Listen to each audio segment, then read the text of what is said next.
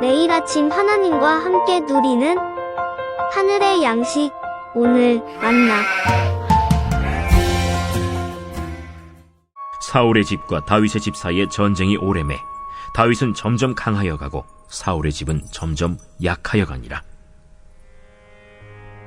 다윗이 헤브론에서 아들들을 낳았으되 맏아들은 암논이라 이스라엘 여인 아히노암의 소생이요 둘째는 길르압이라 갈멜 사람 나발의 아내였던 아비가일의 소생이요 셋째는 압살롬이라 그술 왕 달메의 딸 마아가의 아들이요 넷째는 아도니아라 학기스의 아들이요 다섯째는 스바디아라 아비달의 아들이요 여섯째는 이드르암이라 다윗의 아내 에글라의 소생이니 이들은 다윗이 헤브론에서 낳은 자들이더라. 사울의 집과 다윗의 집 사이에 전쟁이 있는 동안에 아브넬이 사울의 집에서 점점 권세를 잡으니라. 사울에게 첩이 있었으니 이름은 리스바요 아야의 딸이더라. 이스보셋이 아브넬에게 이르되 내가 어찌하여 내 아버지의 첩과 통간하였느냐 하니 아브넬이 이스보셋의 말을 매우 분하게 여겨 이르되 내가 유다의 계벌이냐?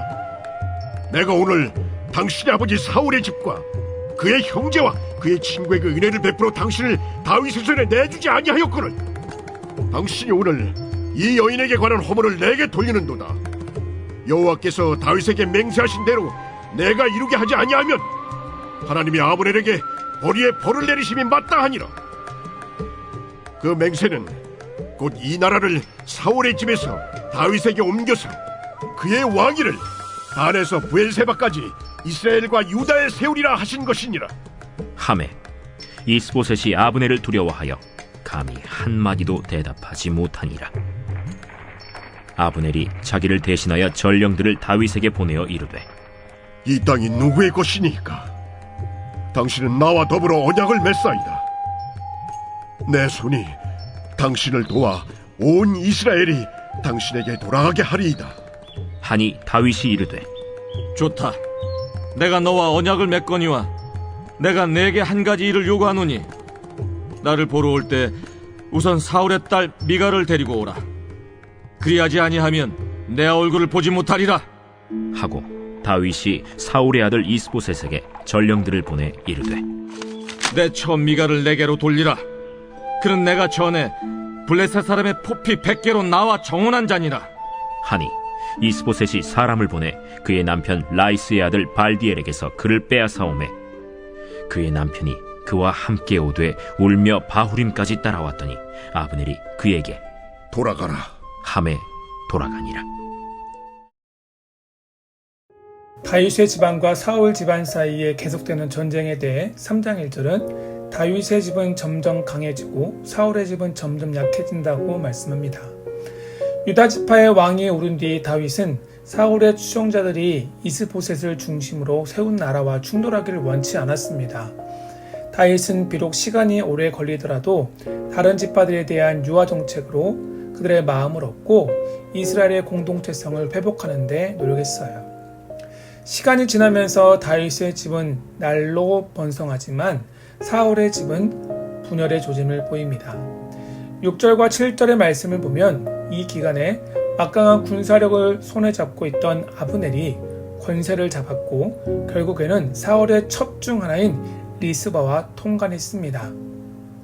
왕의 첩과 통관했다는 것은 실질적인 왕권에 대한 도전이었기 때문에 이스보셋은 아브넬을 불러 당신이 어찌하여 내 아버지의 아내와 통관했냐고 따져 묻습니다. 하지만 8절과 10절의 말씀을 보면 아브넬은 오히려 이스보셋에게 내가 다윗의 손에서 당신과 사울 왕조를 지금까지 보존시켜줬는데 고작 여인 문제로 내게 어찌 이렇게 대할 수 있느냐. 하나님께서 이스라엘을 다윗 손에 주신 것을 내가 알고 있는데 내가 그 하나님의 일을 이루겠다라고 바로 이스라엘을 다윗의 손에 넘기겠다라고 말합니다. 이런 아브넬의 말에 이스보셋은 아브넬이 두려워서 한마디 말도 하지 못했다라고 11절은 기록하죠. 사울의 첫 문제로 이스보셋과 갈등이 생긴 아브넬은 이스보셋을 버리고 다윗에게 사람을 보내 자신이 다윗의 집에 충성하겠다는 뜻을 전합니다. 그러자 다윗은 아내 미갈을 다시 데려오면 그것을 증표로 삼겠다고 말하고 아브넬은 미갈을 다윗에게 보내 마침내 다윗의 집회에 속하게 되고 다윗이 이스라엘의 왕이 되는데 협조합니다. 오늘 본문의 소리는 인간의 계획은 하나님의 뜻을 이기지 못한다는 사실을 알 수 있습니다. 사울이 죽은 후 아브넬은 이스보셋을 왕으로 세우고 막강한 권력을 손에 쥐고 사울의 집에서 권세를 부립니다. 하지만 이스보셋과 갈등이 생긴 후 아브넬의 반응을 보면 그는 이미 하나님이 다윗을 이스라엘의 왕으로 세우실 것을 알고 있었고 이스보셋 역시 이를 모르지 않았습니다. 다윗이 이스라엘의 왕이 되는 것을 방해하는 사울의 집안은 겉으로는 건재하고 하나님의 뜻이 아니라 자신의 계획대로 모든 일이 될 듯하지만 하나님은 이스보셋과 아브넬의 사이의 작은 갈등을 통해 다윗을 왕으로 세우시는 일로 사용하십니다. 하나님의 일하심은 우리의 생각과 달라 가끔은 눈에 보이지 않아 답답할 때도 있고 시간이 너무 오래 걸릴 때도 있지만 분명한 사실은 하나님은 지금도 변함없이 살아계시고 선하신 방법으로 세우신 뜻과 계획 가운데 일하신다는 사실입니다.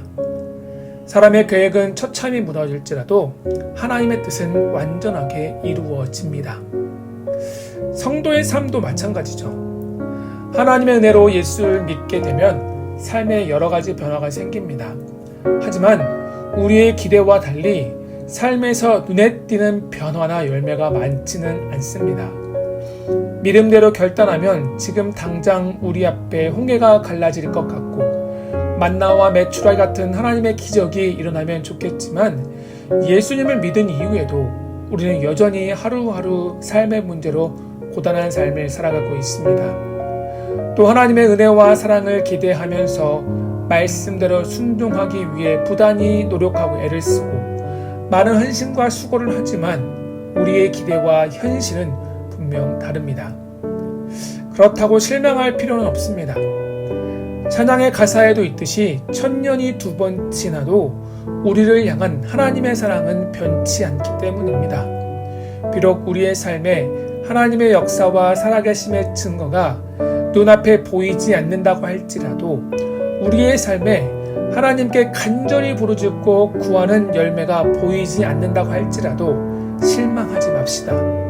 왜냐하면 우리를 향한 하나님의 구원 계획과 우리를 사랑하시되 끝까지 사랑하시는 예수님의 사랑은 실패가 없기 때문입니다. 아브넬과 이스보셋의 갈등을 통해 다윗의 집안을 더욱더 든든히 세우시고 다윗을 이스라엘의 왕으로 세우셨던 하나님이 우리의 일상에서 여전히 일하고 계십니다. 로마서 8장 20절의 말씀처럼 우리가 알거니와 하나님을 사랑하는 자 곧 그의 뜻대로 부르심을 입은 자들에게는 모든 것이 합력하여 선을 이루니라. 이 말씀을 붙잡고 오늘 하루도 하나님을 더욱더 깊이 사랑하고 하나님의 뜻 안에서 묵묵히 우리에게 맡겨주신 삶의 자리를 지켜가는 우리 모두 될 수 있기를 주님의 이름으로 축원합니다.